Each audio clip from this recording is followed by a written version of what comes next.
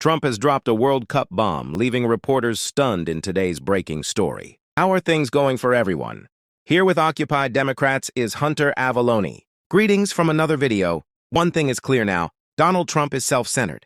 He has little regard for Americans, and he is unconcerned with using anything as a weapon to achieve his personal goals. Because he is concerned with himself and his own irrational policies, he is ruining the economy.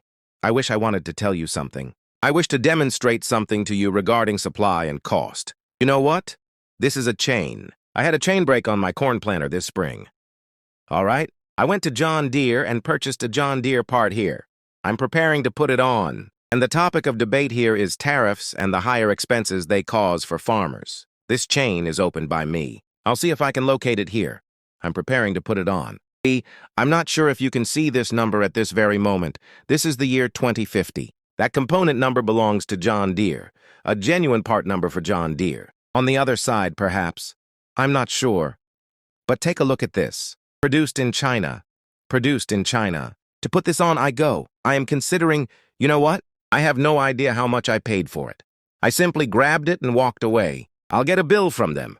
However, I am aware that I had to pay the tariff for this item, and I had to pay more for that.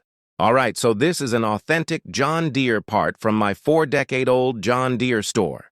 Areas of China. I had to pay for that. As a farmer, that cost me money. People are also unaware of how many of the parts we buy are imported. Naturally, you will examine Chinese parts as if they were John Deere parts, for heaven's sake. Vietnam, which is most likely a John Deere component but is used elsewhere.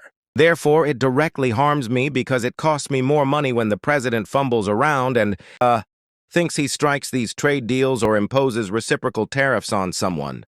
Here's the proof. Trump has even threatened to ruin the World Cup now. Yes, exactly. Trump just unleashed a World Cup bombshell, leaving reporters stunned. Check out the top stories for today. It's not, in my opinion. In actuality, the question is rather reasonable. We will relocate it outside of that city if I believe it to be unsafe. The governor of Illinois, for example, is aware that 38 people were shot, and 11 murders occurred last week between last week and the week before. This is a very safe, he replies as he stands up. He continues by saying, crime is better. Crime has decreased because roughly 5 months ago, Cash placed a full team of FBI personnel there to prepare for our arrival. They have since reduced it by about 25%, which isn't quite enough, but it's a good beginning. However, that was only there because they were getting ready for us to enter, and they did a terrific job of it. Pritzker then stands up. Crime has been reduced by 25. The FBI's presence is the reason. So, no. If we believe that any city will be even slightly unsafe for the World Cup or the Olympics, where they have Olympic overthrow. Is that right? Well, but since the World Cup is taking place in so many cities, we won't let it travel to. We'll rearrange it slightly, but I sincerely hope that won't occur.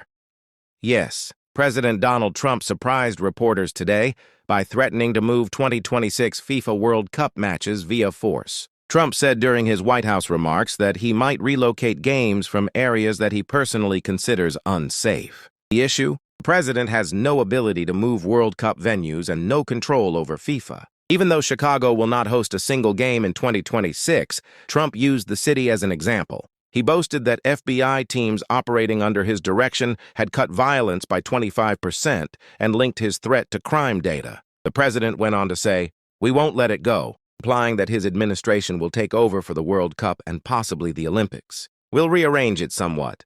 Reporters were clearly taken aback by the remarks. Planning for the World Cup has been going on for years, and locations in the U.S., Canada, and Mexico have been finalized. In addition to misrepresenting the facts, Trump's proposal alluded to a degree of federal control that is non-existent.